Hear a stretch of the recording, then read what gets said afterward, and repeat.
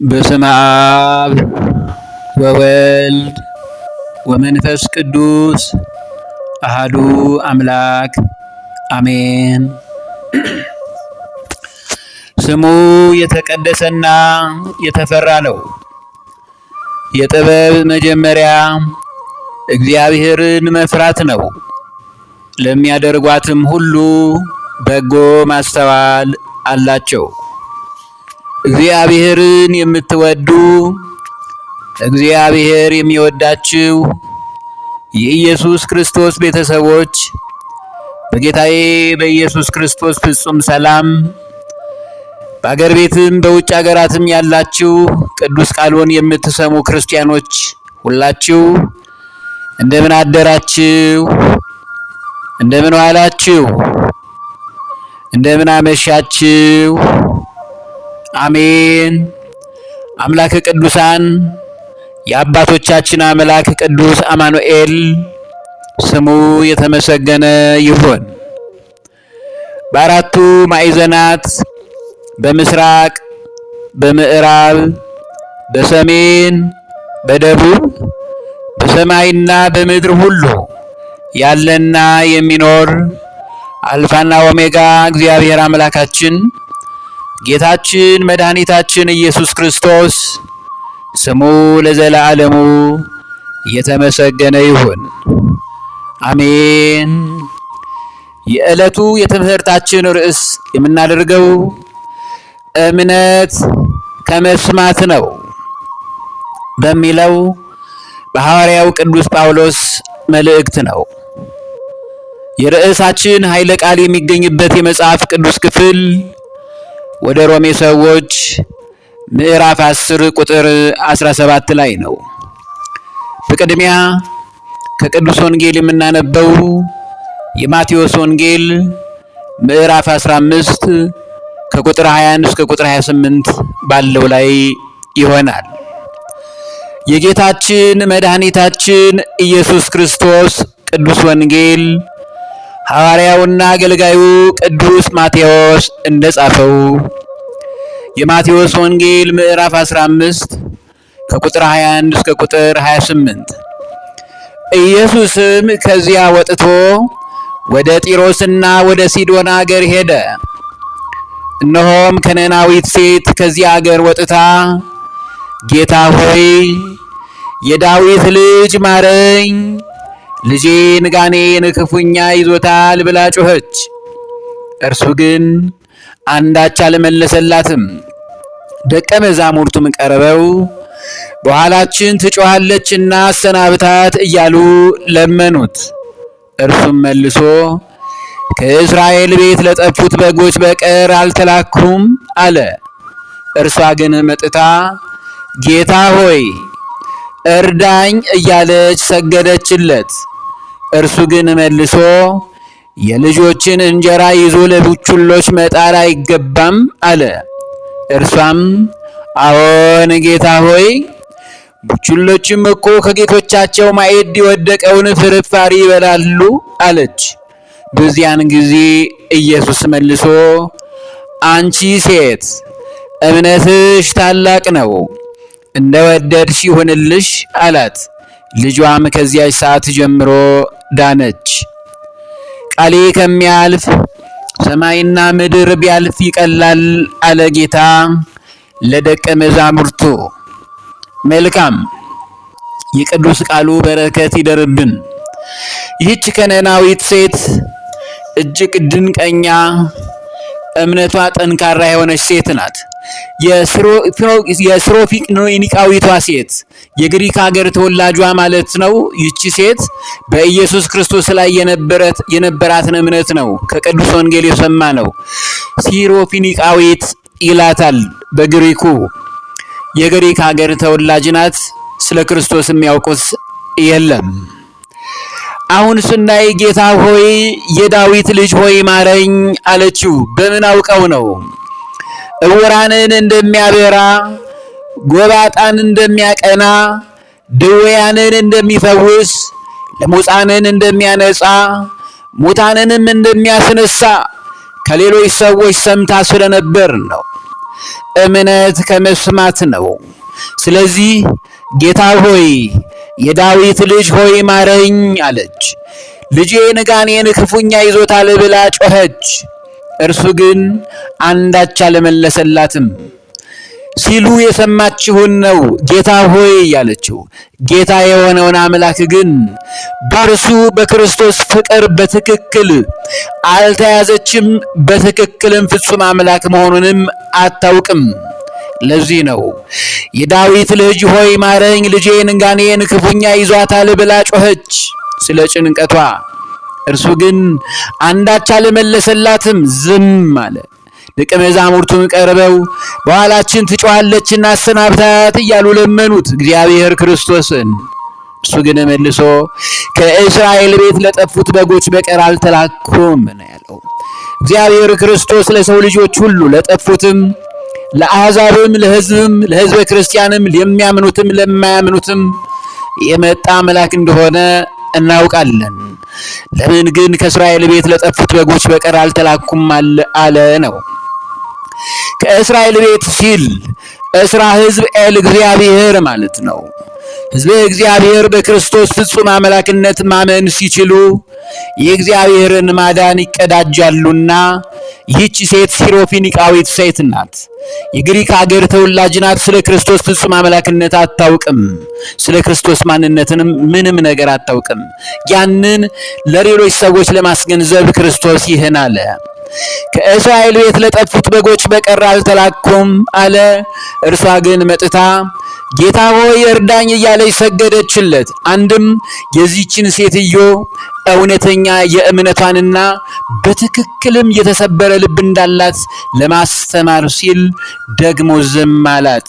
እርሷ ግን መጥታ ጌታ ሆይ እርዳኝ እያለች ሰገደችለት። እርሱ ግን መልሶ የልጆችን እንጀራ ይዞ ለቡችሎች መጣል አይገባም አለ። ልጆች ሲል ኢየሱስ ክርስቶስ ፍጹም አምላክ ነው። እርሱ ከባሕርይ አባቱ ከአብ ከባሕርይ ሕይወቱ ከመንፈስ ቅዱስ የተካከለ ፍጹም አምላክ ነው ብሎ የሚያምን እርሱ የእግዚአብሔር ልጅ ይባላል።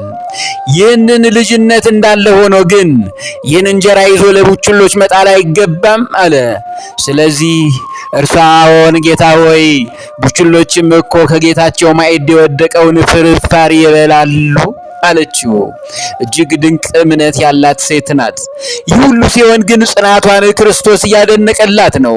በዚያን ጊዜ ኢየሱስ መልሶ አንቺ ሴት እምነትሽ ታላቅ ነው ያላት። ይሄ ነው እንዲህ በእግዚአብሔር ዘንድ የሚመሰከርልን እምነት። ይህ እምነት የመጣው ግን ከመስማት ነው።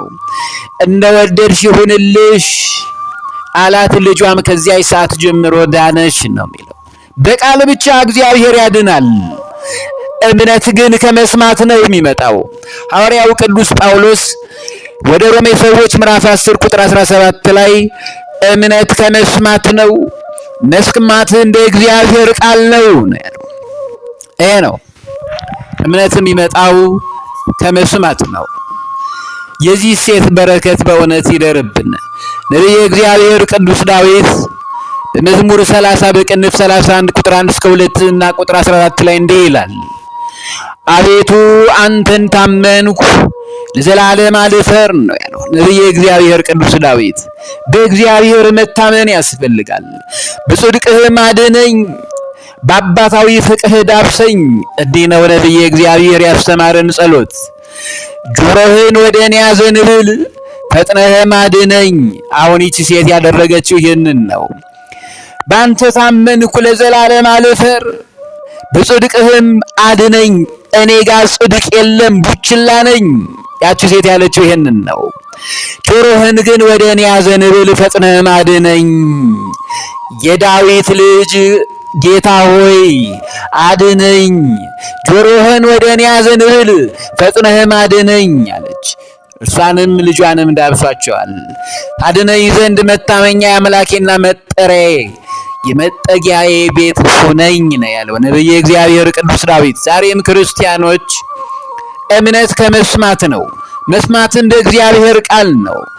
እምነት ወደ ልባችን ገብቶ በእግዚአብሔር በሰማዩ አምላክ የሰማዩም የምድሩም ጌታ ባለቤት እግዚአብሔር ክርስቶስን ፍጹም አምላክነቱን እንድናምን ይህንን ሰባኪያነ ወንጌል መምህራን ሲያስተምሩ ስትሰሙት እምነት በልባችን ውስጥ ይታተማል ማለት ነው።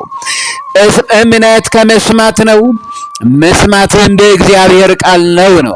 አሁን የሚሰበከው የእግዚአብሔርን ቃል ማለት ነው። ሳናውቀው ወደ ውስጣችን በመንፈስ ቅዱስ ጥበብና ጸጋ እምነት ወደ ልባችን ይገባል።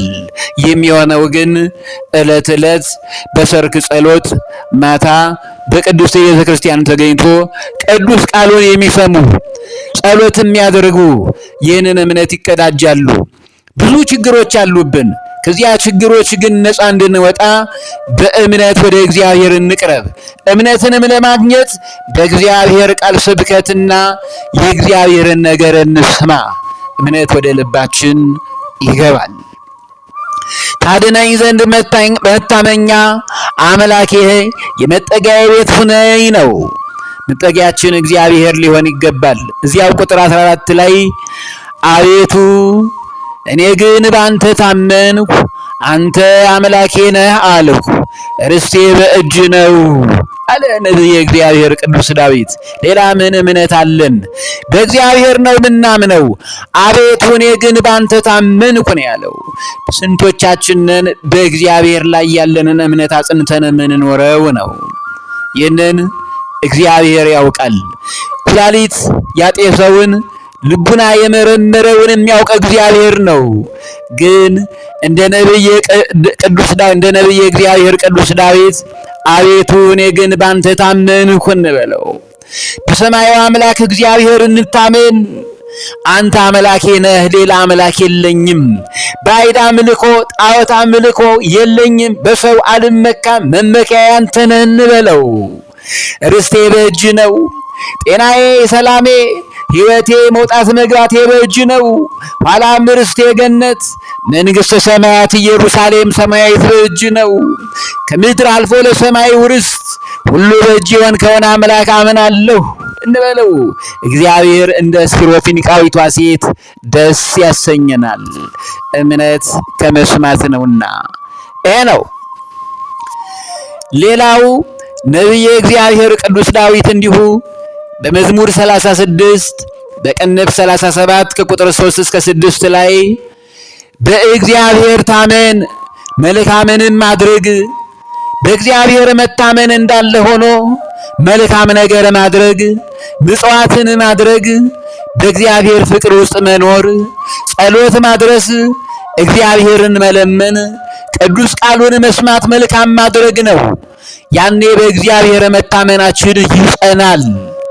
በምድርም ተቀመጥ ታምነህም ተሰማራ እስካለ ድረስ በዚህ ምድር በእግዚአብሔር እምነትና ፍቅር ታምነህ ተሰማራ፣ ሁሉን እግዚአብሔር ያደርጋልና አለ ቅዱስ ዳዊት። ድንቅ ነው። በእግዚአብሔር ደስ ይበልህ።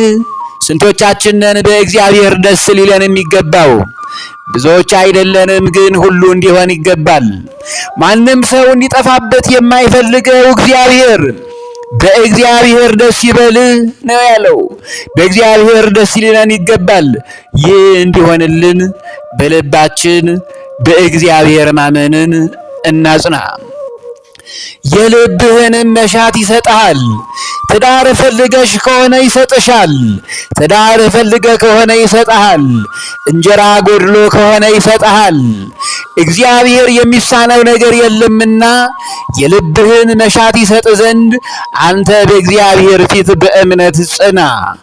መንገድን ለእግዚአብሔር አደራ ስጥ ነው ያለው። እቅድህን፣ ዓላማሽን፣ ፕላንህን የሆነውን ሁሉ የልብህን ምስጢር ለእግዚአብሔር አደራ ስጥ። በእርሱም ታመን፣ እርሱም ያደርግልሃል ነው ያለው። ጽድቅህንም እንደ ቀትር ያመጣዋል። ምድራዊውን ነገር ብቻ አይደለም፣ እግዚአብሔር ጽድቃችንንም መንገዳችንንም ሁሉን ባርኮ ለንስሐ ሞት ለቅዱስ ሥጋ ለክቡር ደሙ ያበቃናል። እምነት ግን ምንጩ መሰረቱ መስማት ነው። መስማትም አሁን የሚነገረውን የእግዚአብሔርን ቃል በወጉና በስርዓቱ ማዳመጥ ማለት ነው። ይሄ ነው መዝሙረ ዳዊት 124 በቅንፍ 125 ቁጥር 1 ላይም በእግዚአብሔር የታመኑ እንደማይታወክ ለዘላለም እንደሚኖር እንደ ጽዮን ተራራ ናቸው አለ። እንደማይታወኩ የጽዮን ተራራ ቅዱሳን፣ እንደማትታወከው የጽዮን ተራራ ኢየሩሳሌም ሰማያዊት፣ እንደማትታወከው የጽዮን ተራራ ዘላለማዊቷ ጽዮን እንደ እመቤታችን ቅድስት ድንግል ማርያም ለዘላለም ይኖራል። በማን ስንታመን? በእግዚአብሔር የታመኑ ነው። በባዕድ አምልኮ፣ በጣዖት፣ በገንዘብ፣ በተለያዩ ነገሮችና በሰዎች በባለስልጣናት ከመታመን ይልቅ በእግዚአብሔር የታመኑ እንደማይታወክ ለዘላለም እንደሚኖር እንደ ጽዮን ተራራ ናቸው ነው ያለው። እምነት ግን ምንጩ መሰረት ሆኖ የሚወለደው ከመስማት ነው። ይህም መስማት በእግዚአብሔር ቃል ነው። ለመዳን በእግዚአብሔር ቃልና ፍቅር ውስጥ እያዳመጥን እንኖር። ይሄ ነው ቁጥር 1 ትምህርታችን። እዚሁ ላይ ይቆየን። እንደ እግዚአብሔር ቅዱስ ፈቃድ ቁጥር 2 ይቀጥላል።